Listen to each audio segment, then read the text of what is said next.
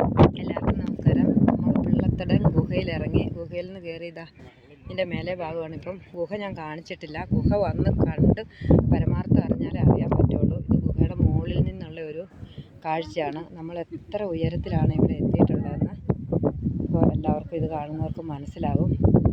അപ്പോൾ ജീവിതത്തിൽ ഒരു പ്രാവശ്യമെങ്കിലും ഈ പിള്ളത്തട ഗുഹ ഒന്ന് വന്ന് കണ്ട് സായുജ്യം അടയാവുന്നതാണ് എല്ലാവർക്കും. ഇത് കണ്ടോ, ഇതാണ് ഇവിടുത്തെ ഈ മേലെയുള്ള കാഴ്ച.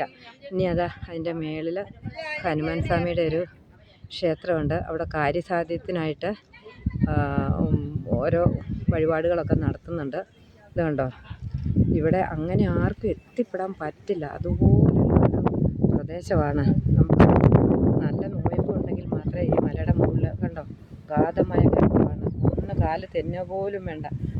നമ്മളെ പിന്നെ ഒരു പൊടി പോലും കിട്ടാത്ത ഒരു അവസ്ഥയാണുള്ളത്. ഇതാണ് ഇവിടുത്തെ കാഴ്ചകൾ. താഴെതാ അക്കരതാ കാറ്റാടിപ്പാടം. എന്തെല്ലാം കാഴ്ചകളാണ് കാണുന്നത്. നമ്മൾ ഈ ടൂറായിട്ട് എല്ലാവർക്കും പോകാൻ പൈസയുണ്ട്. നമ്മൾ ഇങ്ങനെയുള്ള കാഴ്ചകൾ വന്ന് ജീവിതത്തിൽ കാണുക.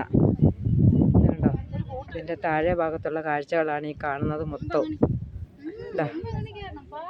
ഇതൊക്കെ ഗുഹയിൽ ഇറങ്ങിയിട്ട് കയറി വന്നവരാണുള്ളത്.